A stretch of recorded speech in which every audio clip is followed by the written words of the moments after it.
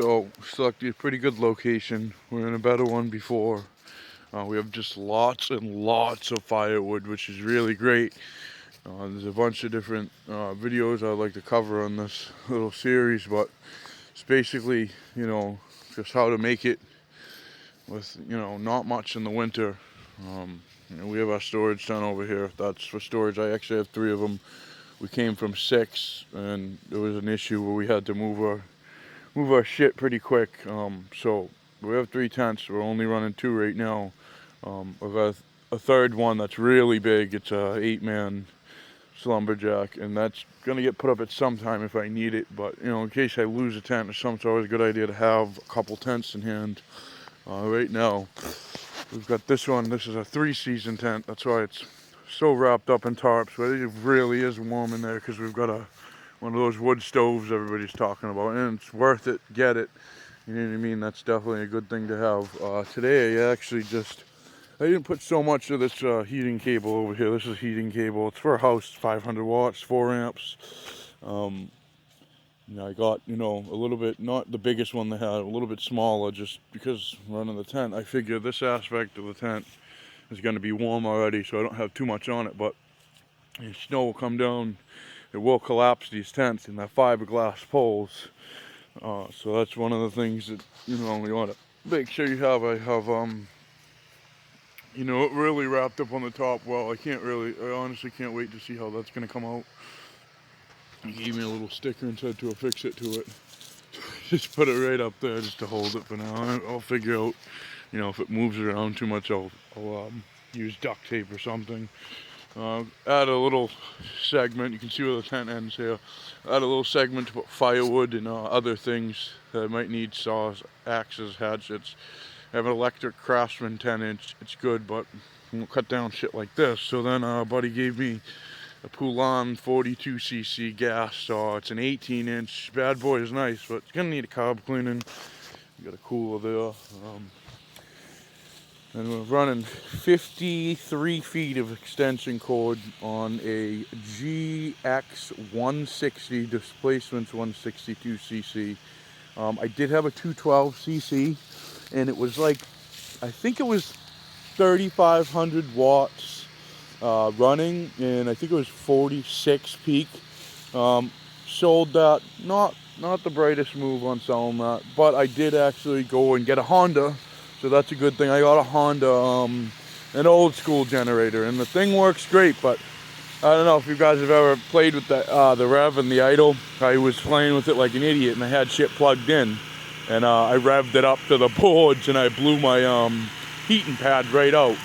Right now, it's pretty quiet from a distance. Right now, I couldn't get it as far as I wanted to over at this tree. I was going to lock it up. So I just locked it to a bike. This is actually it's like a 79 old school Pro Thunder. I found it at the last place. I couldn't let it go. I mean, it's pretty retro. It's nice. I've driven it, but besides that, I just put that there just because I don't really think anybody's gonna come out here and take a generator, but if they do, it's a fucking lifeline for me. So I got that there. And then, as you can see, there's the storage tent in the back. I'd like to add another one, but I don't know when I'm gonna do that. I just want to update, and I'll have more videos to update people as to what's going on. I really am curious how snow is gonna go. This is their bathroom setup. My next plan is they have travel washers and dryers for like $90 on Amazon. I'd like to grab that. I wanted to put heated cable over this thing, but then I'm like, fuck, it's just a bathroom. It's, one of those wire johns you can fold up. You know what I mean? It's just it's bendy and it goes into a circle and then folds up. So, very minimum, I might put a tarp over this bad boy. It's really nice. I got it secondhand on Amazon because I was like, why am I going to spend the extra $15? Came out to like $22. I think it's going for like 37 or 40 or something, but fuck it, secondhand, I don't mind. So open this right up and you'll be able to see. That was a weird noise. Alright, so open this up, you can see, there's obviously an area to do your thing. I'm gonna get a little upgraded toilet for that. It'll be a lot better. Got a shower handle in there, and I have the whole pump and everything set up so that we can shower. little teepee, you know, that's all good. Always good to have one of these things. The reason I say that it's good to have one is because you gotta go. You don't want to be running up to, you know, your nearest place that has a bathroom or whatever. Hold on one sec. But mainly, the reason I say some people might think, oh, you know, you're in the fucking woods, just shit like a bear. That's great and all, but when it gets cold or it's raining out and you're shitting like a bear, it's not that fun. Definitely a good idea to just grab, you know, one of those if you're going to be staying long term.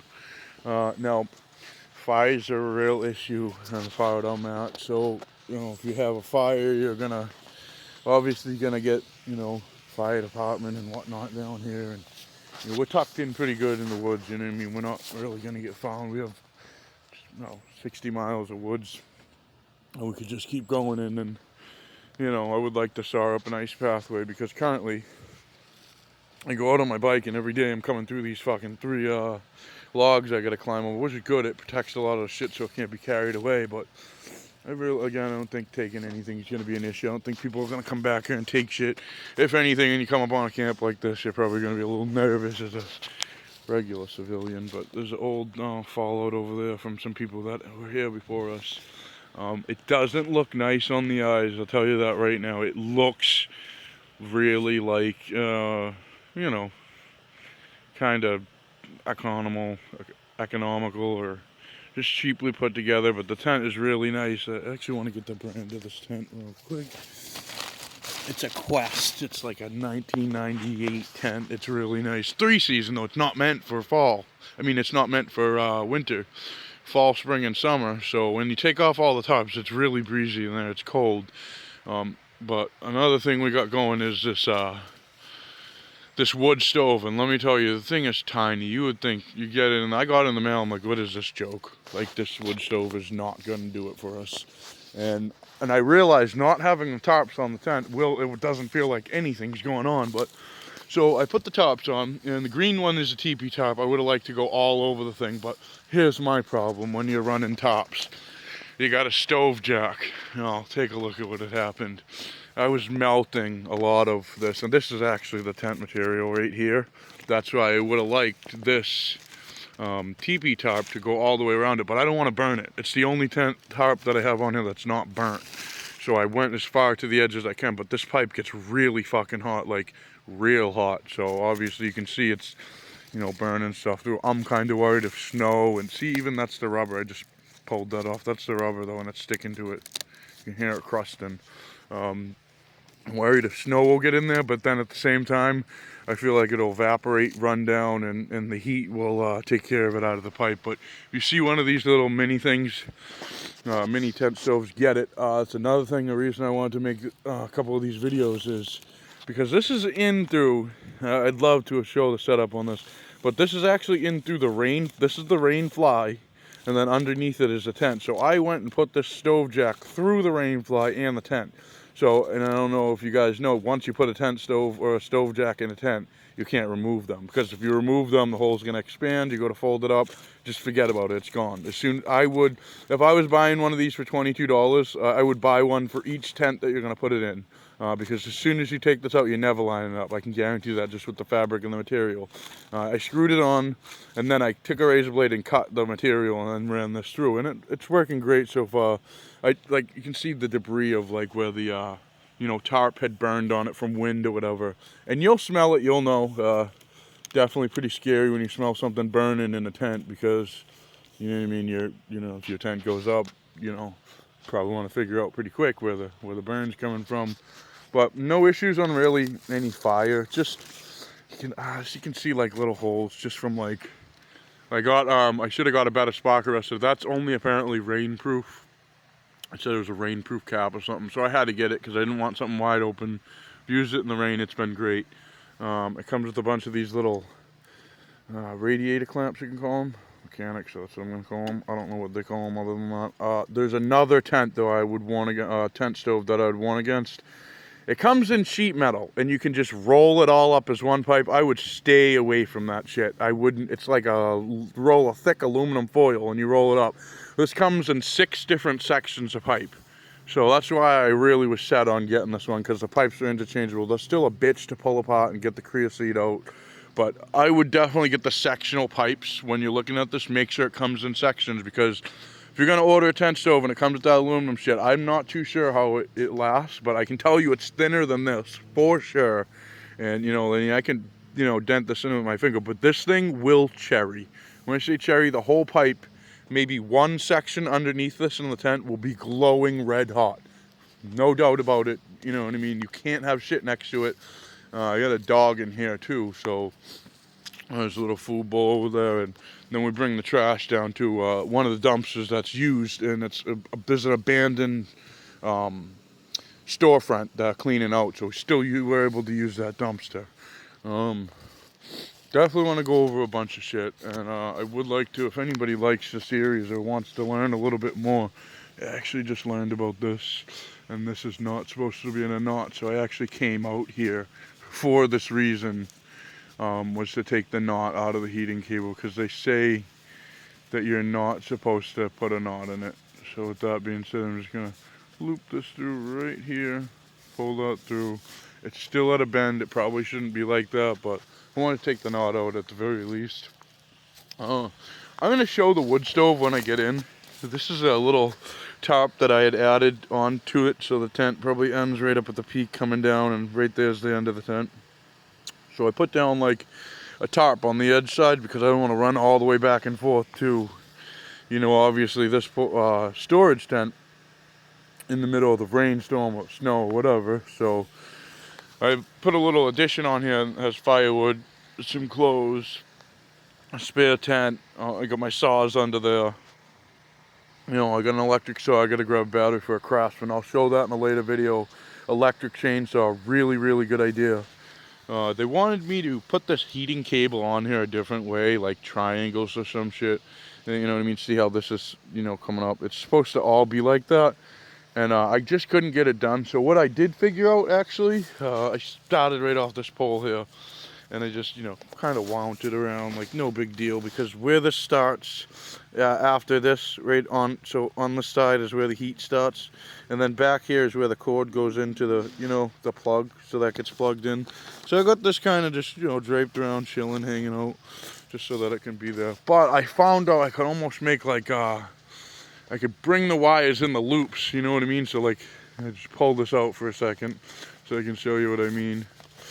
But this actually comes out of here. This isn't like knotted in, but it like almost waffles how it goes in. So this was down here hanging up, and I was like, well, if I pull this through here and make another loop, it'll actually make it so that, you know what I mean, it'll kind of waffle it together, which it might not be the greatest idea. I have to really see what I'm working with. See, I kind of screwed it up already.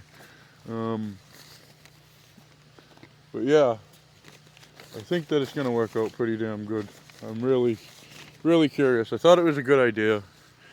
You know what I mean? Honestly, I'm going to have to work out the kinks, because I know the shit gets hot and it can melt together. So there's something I was reading on about this. And again, just really, it's all trial and error.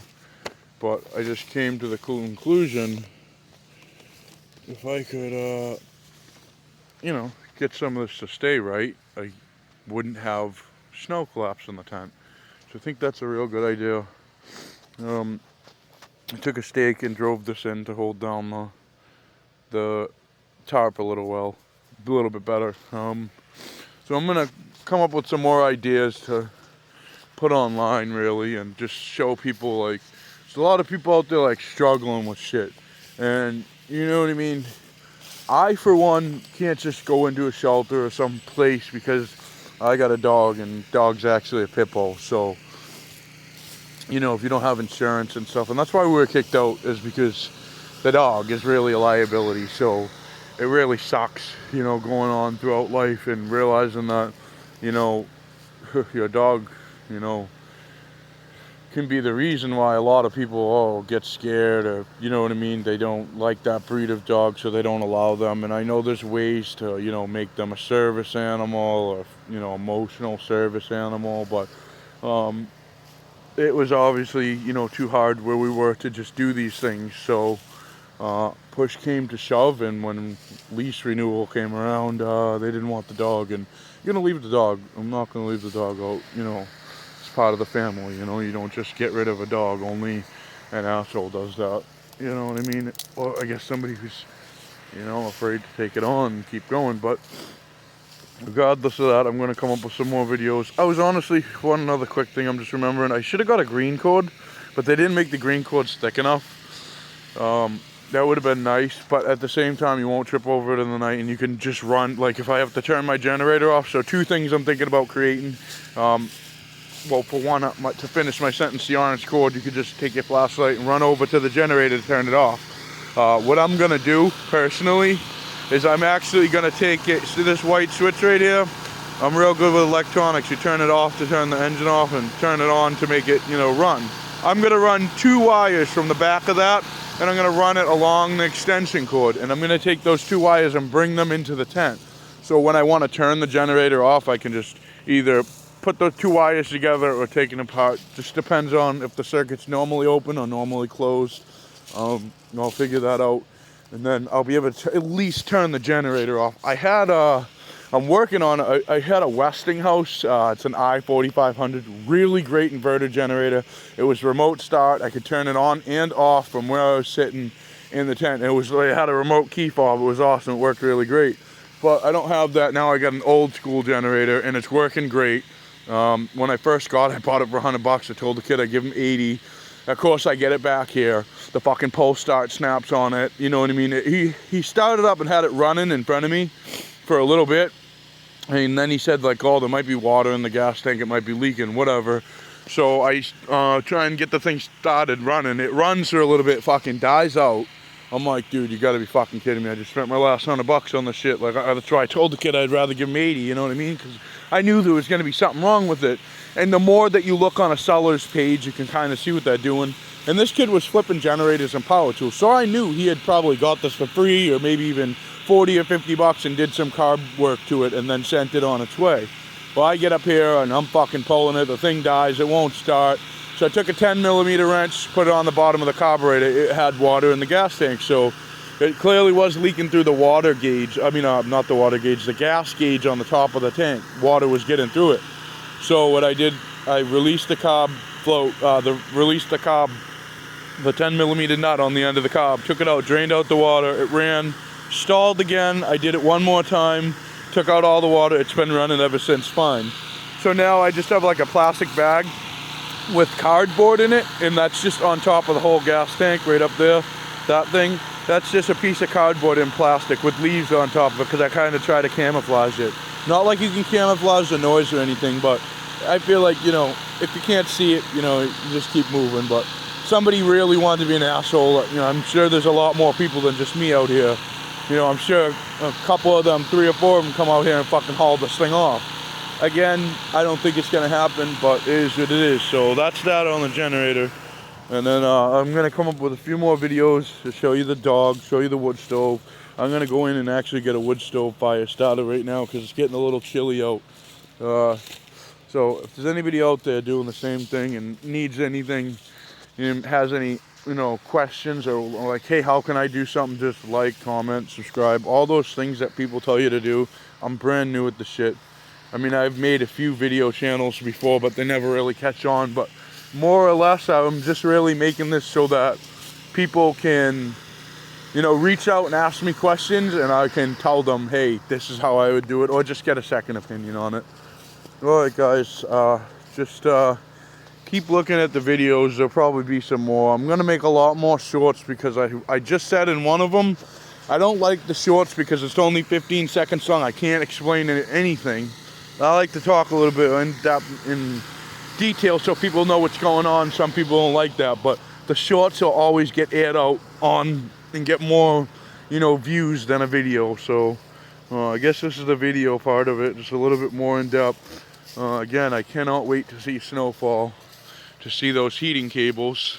That was gonna work out really well, I believe. You know what I mean? I will figure out, and if anybody thinks that, you know, this is a bad setup for the heating cables, or sees a prone fire hazard, wouldn't be a bad idea to let me know. But again, I'm gonna run them. I'm actually gonna turn them on right now and see how hot everything's getting for the heat tape or cable, whatever, and take it from there. All right, so I'm gonna upload this now and gonna see what the world thinks about it. All right, have a good night.